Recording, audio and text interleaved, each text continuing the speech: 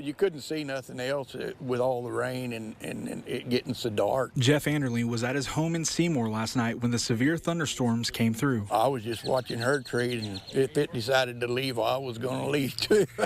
I was going to go the other way.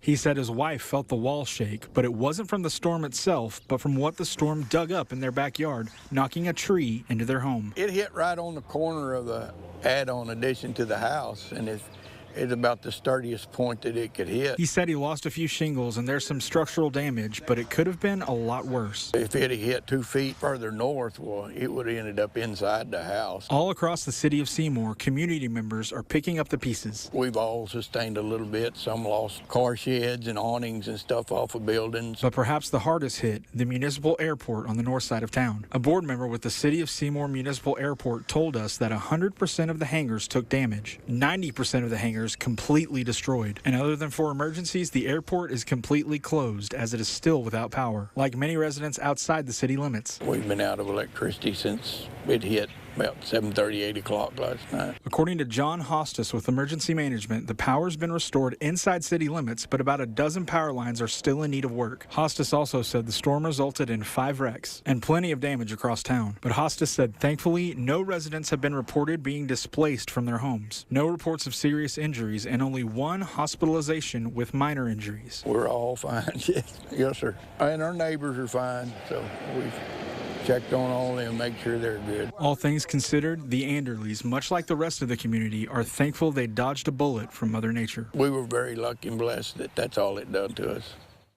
This is what the 30th District Courtroom used to look like until a burst pipe from the floor above caused it to flood. And this is what it looked like after the flood, eventually stripped down to its studs. And after a lot of planning and a lot of work, this is what it looks like now, a completely different courtroom. And 30th District Court Judge Jeff McKnight said that was exactly the idea. Everything was designed to kind of go back to that traditional, deep, rich look. The biggest thing that stands out to me is immediately when you walk in, the ceiling.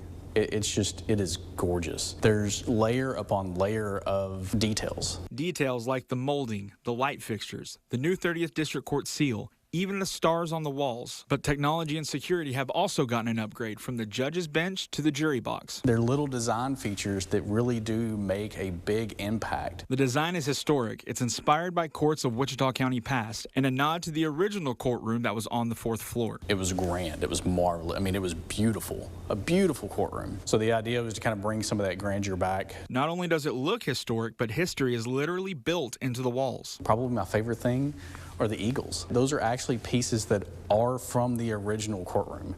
Judge McKnight said those eagles were restored by none other than one of Wichita County's own, Commissioner Mark Beecham. He's just one of the countless people who made this restoration possible. There's been a lot of hands in this. M&F Litigan, I mean, they've done a fantastic job. Harper Perkins in the design.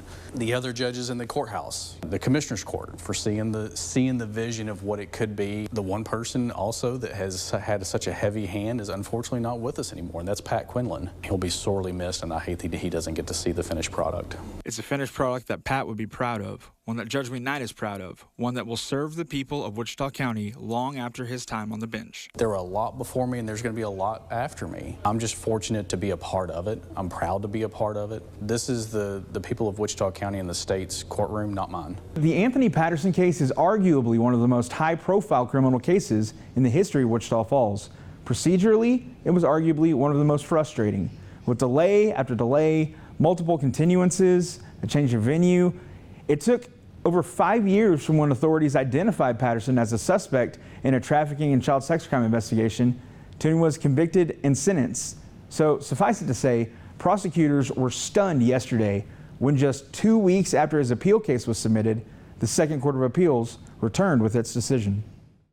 On Thursday, the Second Court of Appeals affirmed the 5 convictions for trafficking and child sex crimes, as well as the effective 33-year prison sentence of Anthony Ryan Patterson. It was just a huge win. I'm so very thankful, so relieved. I'm just very proud of the work of our entire team on getting justice for those 2 girls. For Wichita County District Attorney John Gillespie, who's been involved in Patterson's case since the very beginning, it's a day more than half a decade in the making. It's a surreal feeling to get this and get us, nearly to the end of the road. It's just such a relief. I believe God led us every step of the way on this thing. A sigh of relief at long last, with just one Hail Mary appellate option remaining for Patterson. He can ask the Court of Criminal Appeals for discretionary review, but over 90% of those are turned down. To get a full picture of exactly what yesterday's decision means to local prosecutors, you've got to travel back to 2019, when DA investigators came to learn that a member of one of the most wealthy and respected families in Wichita Falls was a suspect in a child trafficking case. People who didn't grow up in this community don't understand the prominence of that family. Gillespie would argue during trial that Patterson used his status, philanthropy, and his family name to groom the Wichita Falls community and cover up something truly nefarious. To know that Anthony Patterson was doing this while publicly, he's donating basically to Patsy's House and the Boys and Girls Club and all the different children's charities, giving them giant checks while he's,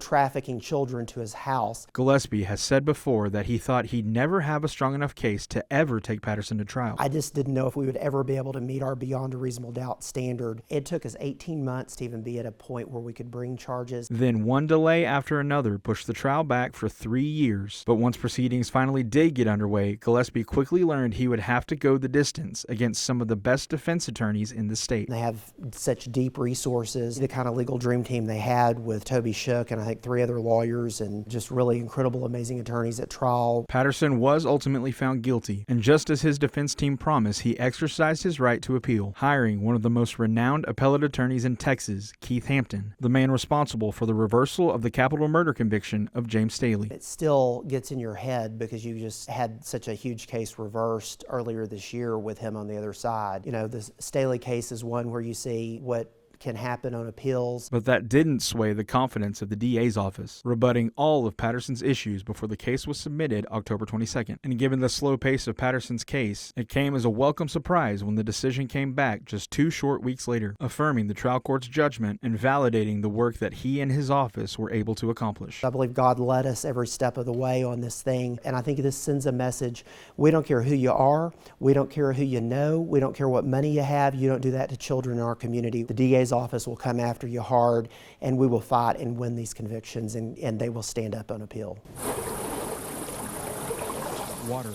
It's the building block of life, the foundation of civilizations, the key to not just surviving, but thriving. It's a critical element. Nothing can live or grow without water. Cal Miller is the general manager of the Wichita County Water Improvement District No. 2. He's seen firsthand the impact of a rainy spring on farms and crops across Wichita County. This year's been, it's an anomaly. We don't see years like this where we're above our yearly rainfall halfway through the year. But Texoma's seen its fair share of droughts in its history, making irrigation a critical industry for local farmers and ranchers. Those that have irrigation and can use it, they depend on it. Irrigation canals run all throughout Wichita County and have for as long as most can remember. This whole system is over 100 years old now. It all starts at Lake Kemp over in Baylor County. From Lake Kemp to Lake Diversion, and then that's where the canal system starts over in Archer County. And like many other major advancements in Wichita Falls' early history, the system exists thanks to 2 of the city's most famous residents. It was all built in the 1920s when Joseph Kemp and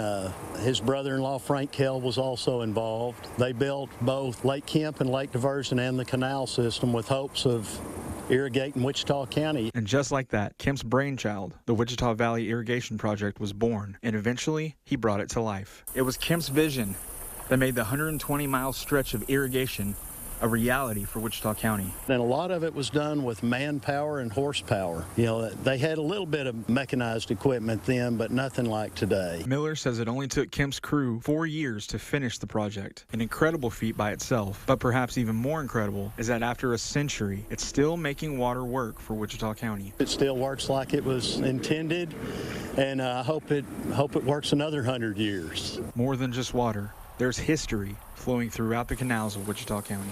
Josh Hoggard, KFDX 3 News. Riders have already begun flocking to Wichita Falls for the Hotter Than Hell 100. Event officials say the first RV showed up early Monday morning to get a prime spot. Hundreds of RVs fill the lots near the impact every single year, and this year dozens are already set up with 2 days to go until the big ride. We love to come down early. We book these spots way early in advance, but we just love to get here, get set up, explore Wichita Falls, make a little donation to the tax purposes here. Among the first to show up this year was Cliff Marion and his buddies. They've made the Hotter than Hell an annual tradition. This is year 18 for me and my friends. We come down here every single year. All the way from Memphis, Tennessee, Cliff says the Hotter than Hell is just the escape that he and his buddies need. We all live about 10 hours away, and this is just a great excuse for us to get away from our families, detach from real life, and just come and live in an RV for about 5 days. Cliff's no professional cyclist, but that's one of the things that keeps him coming back year after year. This ride is for anybody. I don't care how new you are. Literally, I went from not riding my bike since I was a kid to a buddy of mine saying,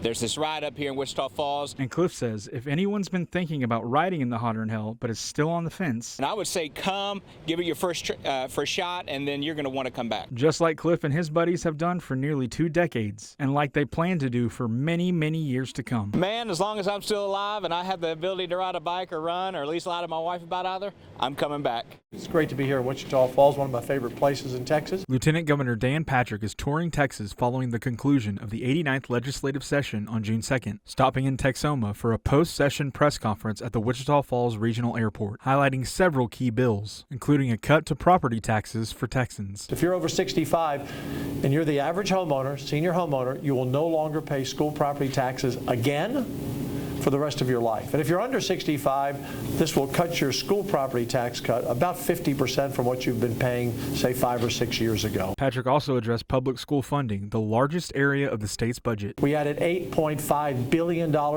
to public education. That's more than ever before in one session. That goes into the classroom. Putting the 10 Commandments in the classroom and returning prayer to Texas schools. We're putting our values back into the classroom, values that most Texans believe in. Also passing a pay raise for teachers. Your salary is getting a big bump. We're using $4 billion to increase your pay. Patrick was joined by State Senator for District 30, Brent Higginbotham, who said with the Lieutenant Governor's help, he was able to spearhead legislation that will impact 2 of the pillars of the Wichita Falls community, Shepherd Air Force Base and Midwestern State University. We are investing in MSU. We're going to put $3 million into helping build the new military center there at the school. But it wasn't all smiles at the airport this afternoon, with several protesters showing up before they were not allowed inside, upsetting someone who was. People wanted to come in, and they are not allowed to come in, Mr. Patrick. Among those who showed up was Carol Wilson with the Wichita County Democratic Party. You can go across the board. If Dan Patrick's for it, we're against it. Among the many things Wilson says he and fellow Democrats disagree with was the passing of Senate Bill 3, outlawing THC products in the Lone Star State. If anybody in Texas has got reefer madness, it's Dan Patrick.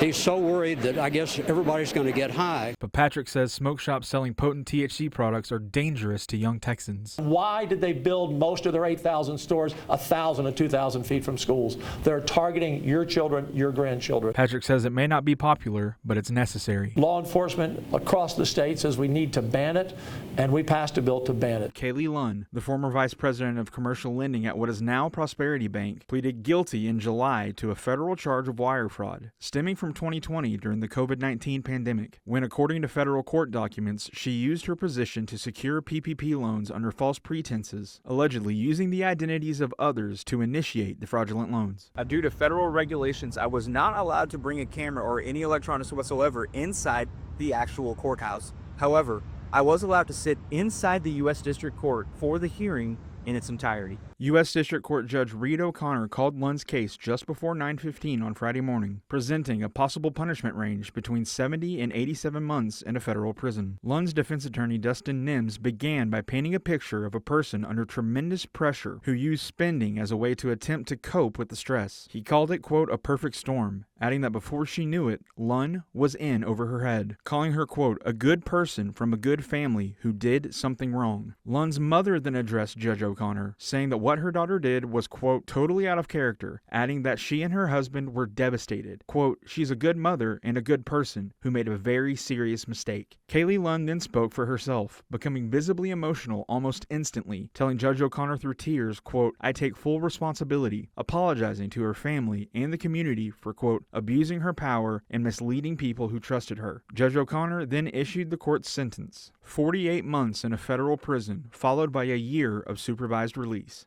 Lunn was not actually taken into custody today. She was allowed to walk out of the federal courthouse after Judge O'Connor granted her request to self-report to serve her sentence. Lunn was instructed to report by 2 p.m. on January 6th of next year, with Judge O'Connor warning her that if she fails to appear, any additional punishment would be stacked upon her newly imposed federal prison sentence. She's also been ordered to pay restitution, a total of over $592,000.